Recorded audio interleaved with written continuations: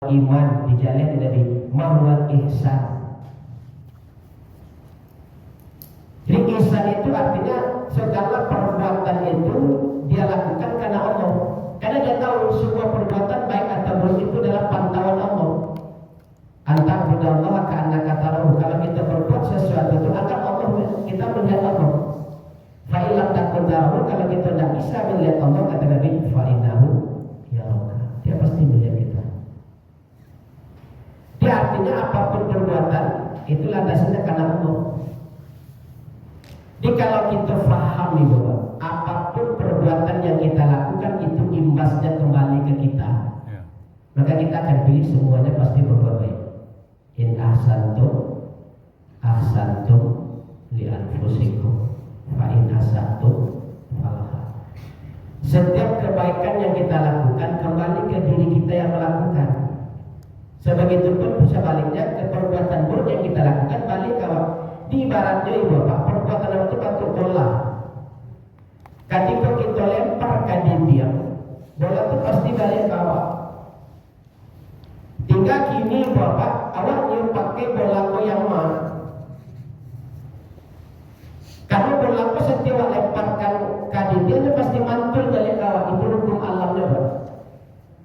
Nah kini bola yang kau lempar ke bapak, bola kebaikankah atau bola keburukankah? Itu pasti balik kawan. Tapi pada saat kebaikan yang kita lakukan kembali kawan, bapak itu kita sabui dengan berkah. Itu berkah dari perbuatan baiknya selama itu akhirnya dapat lagi ke kebaikan. Tapi begitu perbuatan buruk yang kita lempar ke orang balik kawan, nah kita nyabuinya dengan karma. Itu karma itu. Itu istilah karma itu kemauan saja. Kenapa? Karena setiap perbuatan itu balik kepada yang berbuat. Apapun perbuatan yang kau lakukan ini balik kau, pasti balik kau. Balik kau baik, buruk balik kau buruk. Jadi alam itu akan memberikan efeknya atau balasnya sesuai dengan apa yang kita lakukan. Kenapa kata Allah tadi in ahsantum bi anfusikum. Kalau baik yang kita kerjakan, baik itu balik kau. Kalau buruk yang kita lakukan, buruk itu balik kau. Nah, maka disitulah muncul istilah karma itu. Ya, apapun keburukan yang lakukannya balik kau suatu saat. Balik suatu saat. Makanya muhsinin kata Allah, mereka berbuat baik.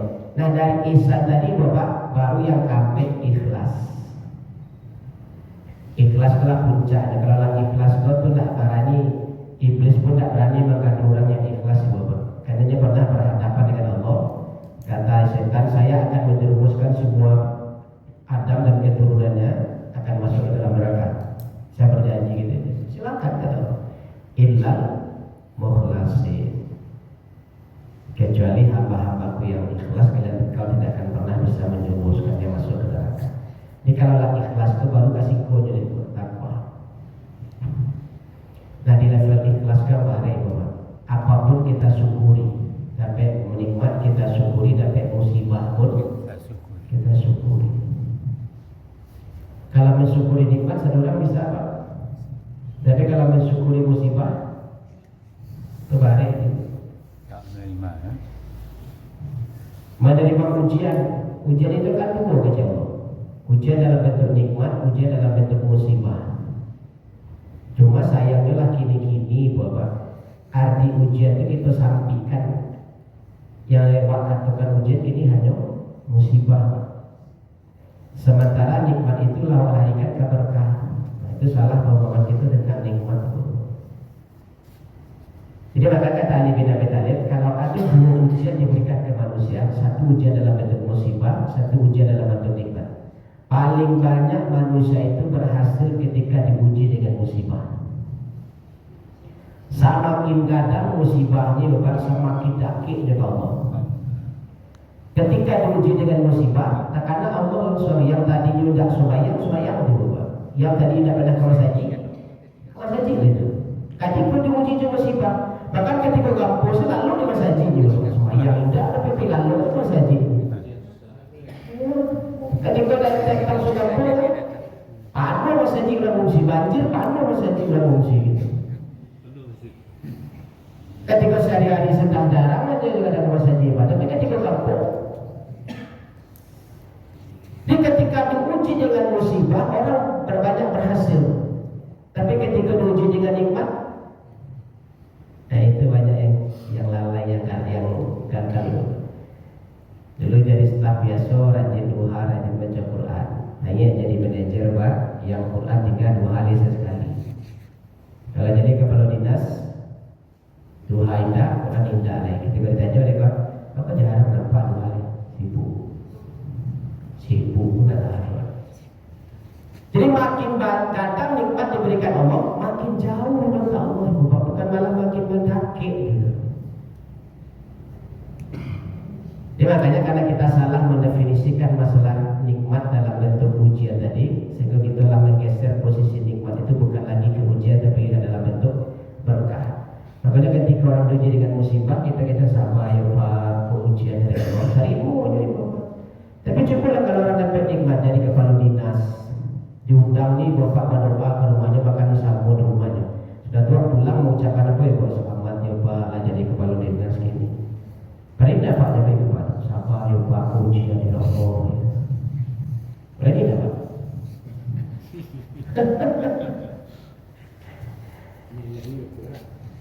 Bahkan ada pun yang menerima kalau kita jadi ujian dari Allah.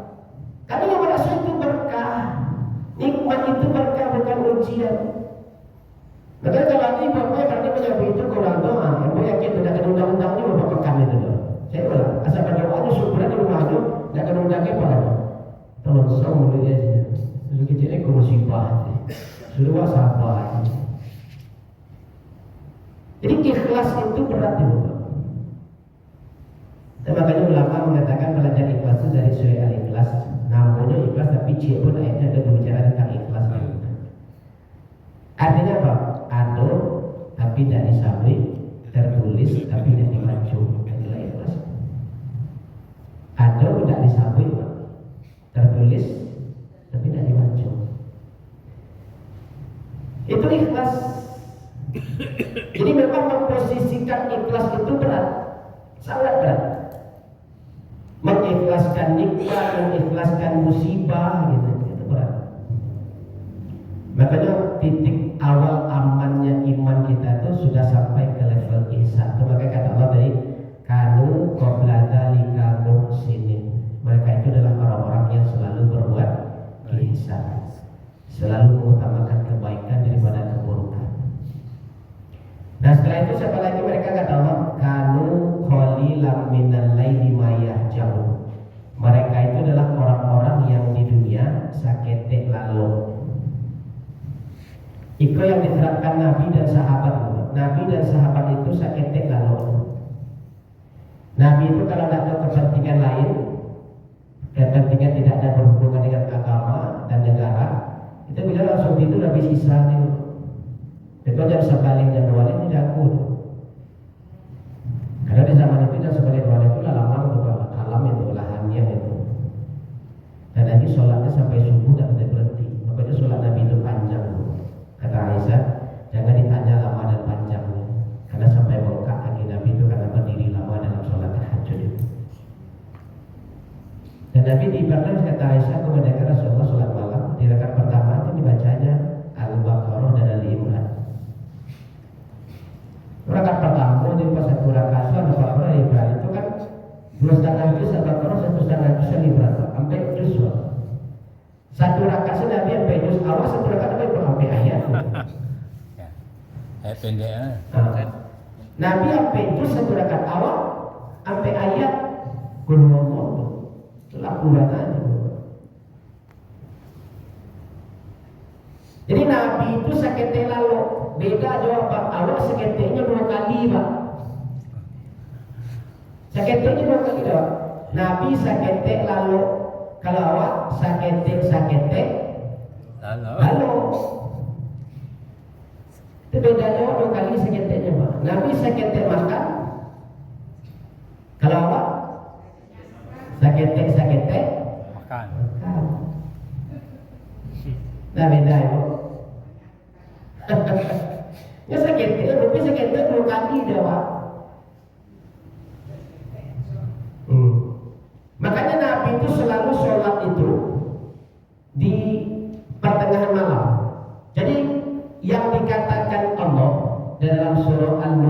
ayat 20 ibu bapak. Kan malam itu dibagi Allah 3. 2/3 malam, pertengahan malam, dan sepertiga malam. Al-Muzammil surat 73 ayat 20 yang terakhir, yang menegaskan bahwa sholat malam itu adalah sholat sunat. Karena dulu pernah dianggap Nabi sebelum turunnya peristiwa Isra Mi'raj, sholat tahajud itu pernah dijadikan wajib di Nabi. Maka pekerjaan tahajud itu dibagi Allah dengan 3 malam, sepertiga, sepertiga, sepertiga. Tapi bahasa Allah 2/3 malam, pertengahan malam, dan sepertiga malam. Kalau habis sisa jam 8 sampai subuh jam 5, berarti ada 9 jam itu. Nah yang 2/3 malam itu kata Allah, itu dari jam 8 sampai jam sabaleh. Jika Bapak habis isya takalo, jago jam setengah sabaleh atau jam sabaleh, itu kita tidak boleh tahajud Pak. Jam 10 itu tidak boleh tahajud itu. Bisa. Iya. Karena kan yang tahajud itu maknanya terbangun dari tidur. Hajjada yuhajjidu tahajudan, itu artinya terbangun dari tidur. Dan yang boleh dilakukan di saat tahajud itu semua amalan sunnah. Boleh sholat, boleh baca Quran, boleh berzikir, boleh beristighfar, boleh berdoa. Setiap amalan sunnah yang ibu bapak lakukan di malam hari dari isya sampai subuh, dan syaratnya ibu bapak terbangun dari tidur, itu namanya tahajud. Tapi syaratnya lalu dulu. Walaupun cuma sakalo pulang dari isya nonton TV, nah itu 5 mini maksudnya ibu bapak. 5 mini sudah tuh TV nonton awalnya. TV nonton apa? Ya, tasinta betul boleh tahajud dulu, walaupun baru jam 10. Boleh. Itu 2/3 malam. Yang pertengahan malam dari jam sabaleh sampai jam 2. Pertengahan malam ya, jam sabaleh sampai jam 2. Nah, yang sepertiga malam itu dari jam 2 sampai jam 5. Nah, kata Allah, kalau awak tak sama dengan Rasulullah, Bapak, kalau Rasulullah saketek lalu, kalau awak saketek lalu, makanya kata Allah, wa minal laili, sedikit di ujung sepertiga malam akhir itu sudah diingatnya. Kalau sepertiga malam itu dari jam 2 sampai jam 5, awak coba ambil daki-daki waktu kehabis dulu, setengah jam atau 1 jam menjelang azan subuh itu, itulah waktu awak untuk beribadah. Itu pun tidak masalah, ambil itu. Sedikit di ujung malam itu kata Allah, wa minal laili.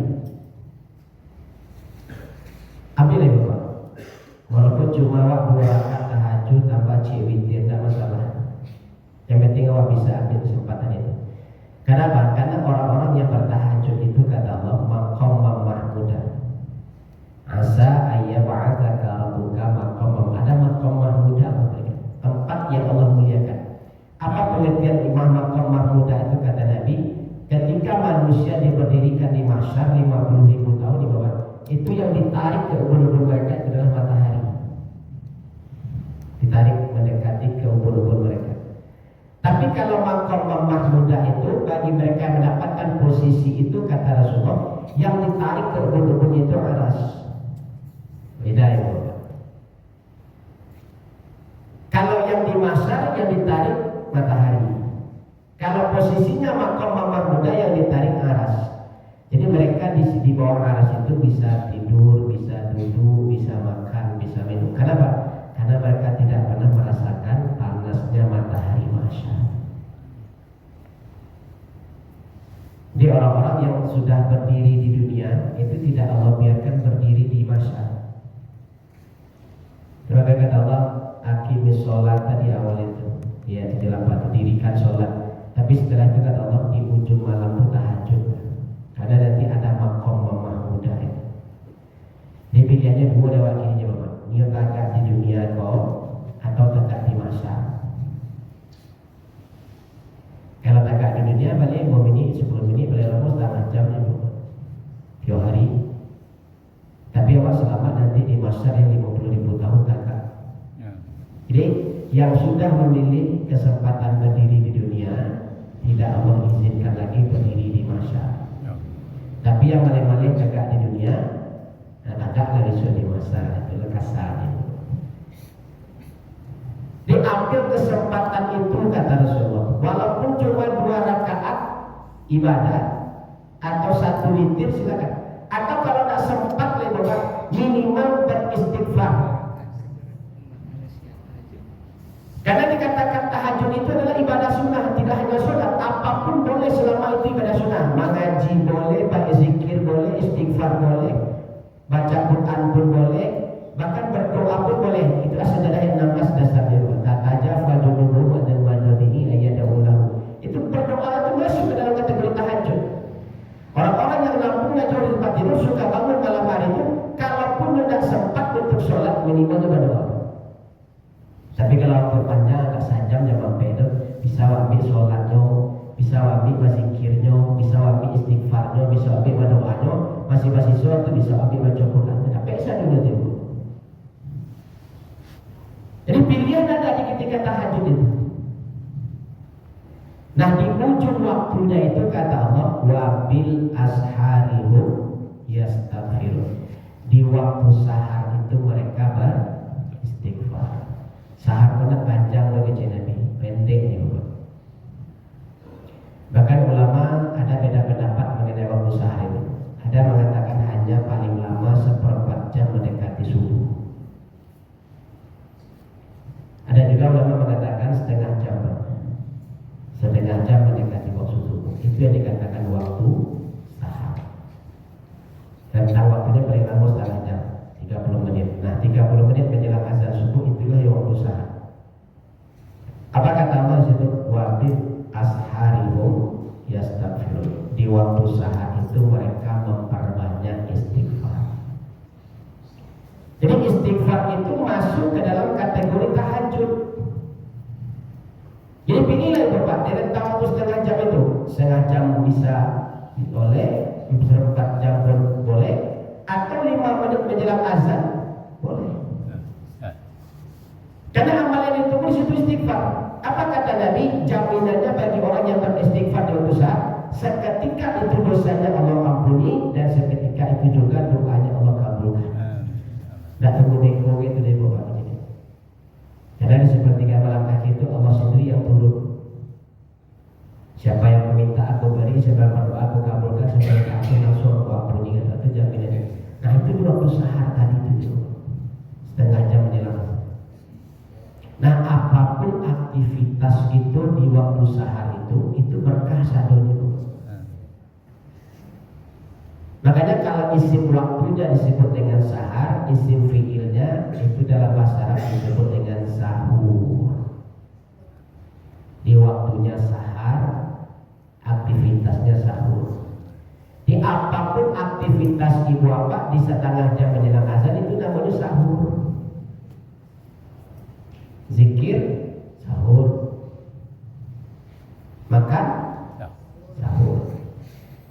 Jadi yang makan sahur itu makan di setengah jam menjelang azan. Mau puasa besoknya atau tidak, selama ibu bapak makan di waktu sahar itu, maka makan ibu bapak disebut dengan makan sahur. Ada berkah, ada sunnah, ada doa dari mereka. Makanya kata Dr. Zaidul Akbar ibu bapak, waktu yang terbaik untuk sarapan itu sebenarnya bukan jam 7, bukan jam 6, bukan jam 8, tapi jam ampek sampai jam 5. Itu yang terbaik untuk sarapan.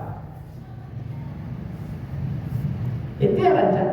Nah ketika ibu bapak makan di setengah 5 misalnya besok hari Sabtu Pak, besok Sabtu ibu bapak nak makan malam kedua. Begitu tahajud jam ampek jam setengah 5 lapar berdoa dengan ngereo no. Makan ibu bapak itu kan akan puasa besok hari Sabtu no. Tapi karena ibu bapak makan di waktu sahar, makan itu disebut dengan makan sahur. Jadi makan sahur itu bukan makan untuk puasa. Oh, selama menafsirkan Pak. Sahur itu aktivitas yang melakukan di waktu sahar. Apapun aktivitas yang melakukan di waktu sahar tadi setengah jam menjelang azan, namanya sahur. Makanya makan di situ disebut dengan makan sahur. Meskipun besok tidak puasa, tapi ketika bapak makan di setengah jam menjelang azan subuh, itu namanya makan sahur. Ambil waktu setengah jam menjelang azan Sudah tuh pagi dah makan lah, itu benar-benar orang makan lontong. Itu siapa kan makan pagi lontong, orang makan setengah ribu sudah. Kamera orang lontong awak kawan. Startnya udah dosa. Tapi memang kata dokter Zidulawan itu Pak, waktu yang terbaik untuk sarapan itu setengah ribu. Itu makanya orang yang berpuasa itu sehat. Kenapa? Karena sarapan ini capek. Jam 4, jam setengah 5 dia makan. Jadi kan waktu aku baca di tulisan seorang ahli gizi Bapak, usus kita tuh lambung kita tuh kalau bakar aja mencerna makanan dia butuh waktu sampai jam untuk menghancurkan satu makanan sampai hancur, sampai lunak itu ini butuh sampai jam. Misalnya pagi jam 7 tuh makan lontong pical. Lontong pical itu baru selesai dia dihaluskan itu jam sabaleh di Bapak. Jam sabaleh baru selesai itu keren itu. Tapi aku jam sabaleh ada kok yang jam 10 lah masuk antri kan. Mana juga kan jam 10 kan kok makan snack kok apanya kok kue atau apalah gitu kan. Tak masuk di jam 10. Jam 7 lontong pical selesai di jam sabaleh. Jam 10 lah langsung masuk ke jam sabaleh untuk digiling ni. Jam sabaleh itu selesai jam 10. Lalu jam 2 jam 1 makan siang boleh bro. Lah antri dan makanan itu menunggu tu diproses. Tu bila lambung tu kan istirahat ibu. Makanya kita dari subuh tasing puasa lah supaya istirahat. Kenapa? Makan awak jam setengah 5, sampai jam dia butuh mencerna makan sahur awak tadi. Jam setengah 9 mulai istirahat ibu Pak. Setengah 9 sampai setengah 7 baru lambung istirahat ibu. Ya kan? 10 jam istirahat. Dan makanya orang yang puasa itu sekarang lambungnya tak pasal ke raja. Ini kata Nabi, agilah lambung itu istirahat ke raja 2 kali seminggu. Sedangkan fisik awak sekala bakar raja masih butuh istirahat 2 minggu, 2 kali seminggu atau minimal sekali seminggu libur. Cubalah kalau dibuat peraturan dan manajemen tenaga kerja ini di sisi Jokowi, sebuah pekerja tidak ada libur Senin sampai Minggu kerajo saja, tidak ada libur orang libur. Sementara waktu diri sendiri lambung saya parah-parah kerajo Pak. Jam 7 sarapan, jam 10 buka makan snacknya, jam 1 makan siangnya, jam 4 makan misunya, jam 7 buka makan malamnya. Kalau lalu bertambah boleh Pak. Membana sebenarnya susu di lambung, tapi awak tak nampak itu Pak, tak tahu. Akhirnya mereka lah panik dengan dia nak lari, ada lempar saya, masuk khusus butuh potong jadi. Nak kalau dia malu lepas nak kasar-kasar tu campur ke usus tak kaji besok dapat deruna. Lalu usus tu lah. Ada usus, tukar usus. Macam-macam penyakit itu makanya kita Nabi pangkal penyakit itu dari lambung itu. Makanya kalau ingin sehat lambung itu istirahatkan. Itu makanya kita Nabi subuh kasih. Jadi biasakanlah ibu bapak makan setengah 5 itu kalau bisa makan sahur di situ, makan pagi. Beko sampai setengah 9 usus istirahat, lambung itu istirahat. Beko kok makan snack benar jam 9, jam 10, jam 11 ini lah sampai istirahat 2 jam baru mulai makan juga. Nah itu maka saya dulu waktu yang terbaik untuk sarapan itu jam setengah 5 atau jam 4 pagi. Ya. Kalau jam 4 mau makan jam 8 istirahat. Maka makan siangnya jam 1 dia dapat istirahat sampai jam aman ya Bapak. Itu maka proses itu kan lambung itu butuh istirahat itu. Makanya atur jam polanya itu diatur kecil dulu Bapak. Makanya yang terbaik itu makan pagi itu sarapan itu setengah 5. Nah yang terakhir kata Allah, wa fi amwalihim haqqul lisaili wal mahrum. Di dalam harta orang-orang yang beriman itu kata Allah ada hak orang yang tidak mampu. Orang yang tidak mampu itu kategorinya adalah fakir, miskin. Karena fakir lebih banyak daripada orang miskin. Makanya kalau Allah mengurutkan sesuatu mana yang paling dulu itu biasanya paling banyak jumlahnya itu. Makanya yang penerima zakat itu asnaf itu kan 8, tetap fakir dulu baru miskin. Karena yang kategori fakir itu mereka tidak ada penghasilan dan pendapatan sama sekali.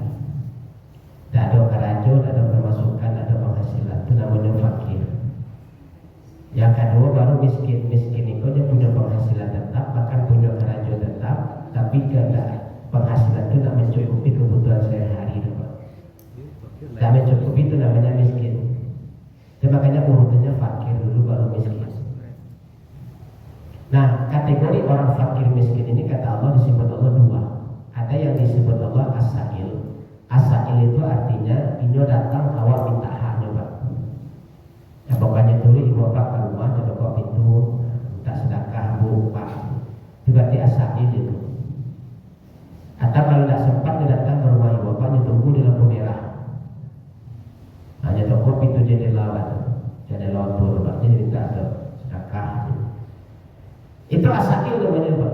Dia datang meminta haknya kawan. Kalau memang ada keluar, kalau memang ada begitu. Nah yang kedua kategori orang tak mampu tadi kata Allah disebut dengan al-mahrum. Hati-hati mendapat ini bapak dulu kan hanya pada R. Sebab kalau dulu R pada H beda artinya Bapak. Al-mahrum dulu H. Tapi kalau R dulu al-mahrum. Ada beda artinya. Hanya beda R Johanya asal salah letak beda arti. Jadi H dulu baru R. Al-mahrum itu orang fakir atau orang miskin yang tidak meminta haknya, tapi sifatnya menunggu. Yang menunggu, diantar baru diterima, kalau tidak. Makanya kalau identiknya afdolnya ibu bapak, berkahnya kita mengeluarkan zakat. Bahasa Allah kan dalam zakat itu atuz zakat. Atu itu dari bahasa ata yuti itaan. Ata itu artinya diantarkan. Jadi yang afdolnya atau yang berkahnya zakat itu diantar ke orang yang menerima, bukan disuruh jakui ibu. Itu yang hakikatnya zakat itu. Supaya orang lebih paham dengan kondisi orang yang menerima zakat itu, kita antar ke rumahnya, paham gitu dengan kondisinya. Kalau itu memang berhak menerima dari kategori itu. Jadi sebenarnya dari pilihan al-as-sa'il dan al-mahrum, kalau untuk sedekah boleh pilih salah satu, sa'il boleh, al-mahrum boleh. Tapi kalau untuk zakat itu lebih identik kepada al-mahrum, karena sifatnya menunggu dan diantar. Itu makanya bagi kita yang wajib zakat itu ibu bapak, kalaupun tidak sempat mengantarkan ke rumah orang fakir atau miskin yang menerima tadi, maka kita titip ke amil.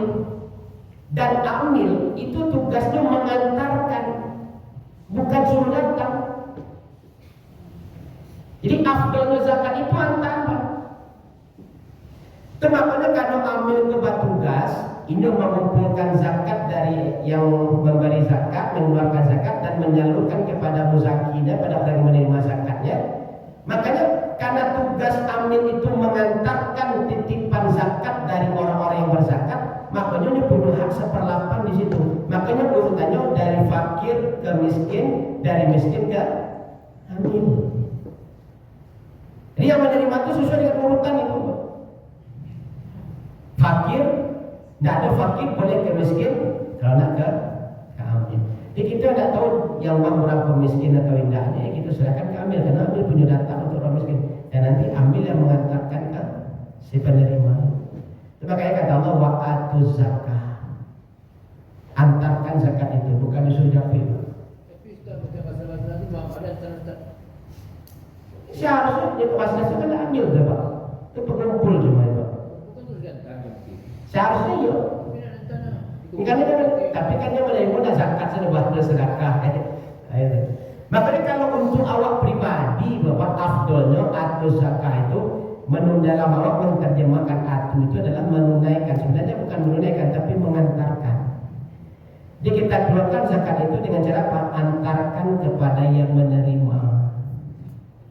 Itu makanya untuk zakat itu kata Nabi kita berikan kepada orang yang terdekat. Terdekat kedua maknanya Bapak. Terdekat dari sisi darah.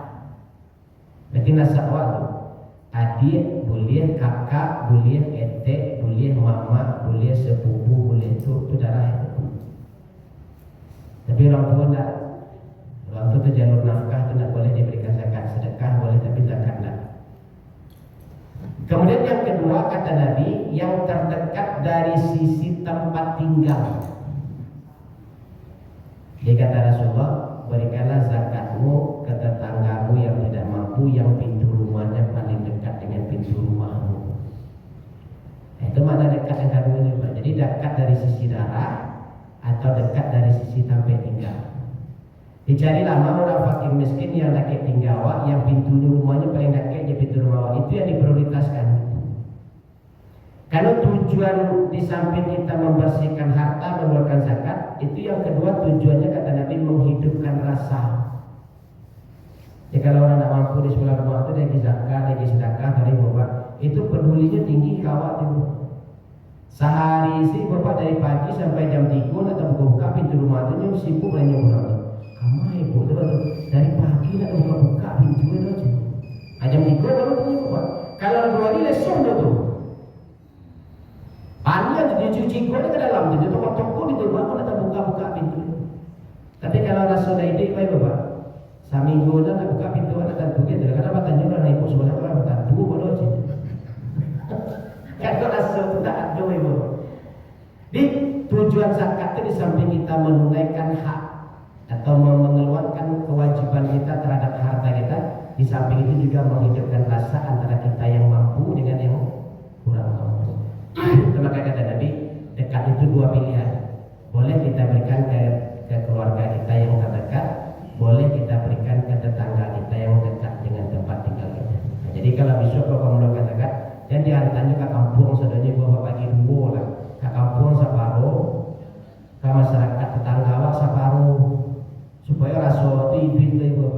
Itu bawa orang ke kampung saudara. Ada sebelah dulu kan nggak maki-maki ada tentu dia orang. Nah, makanya bagilah separuh ke kampung ke yang dekat dengan daerah kita, yang separuh lagi yang dekat dengan tempat tinggal kita.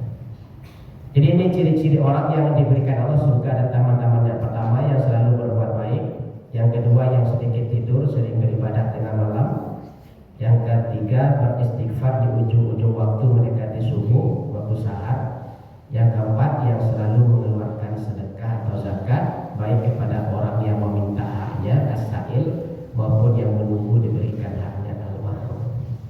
Jadi bapak ini orang-orang yang Allah berikan surga. Amin. Baik, kita masuk Isya, kita cukupkan, kita tutup dengan doa kafaratul majlis. Subhanaka Allahumma wa bihamdika asyhadu an la ilaha illa anta astaghfiruka wa atubu ilaik. Bila berfirman hidayah. Assalamualaikum warahmatullahi wabarakatuh. Waalaikumsalam.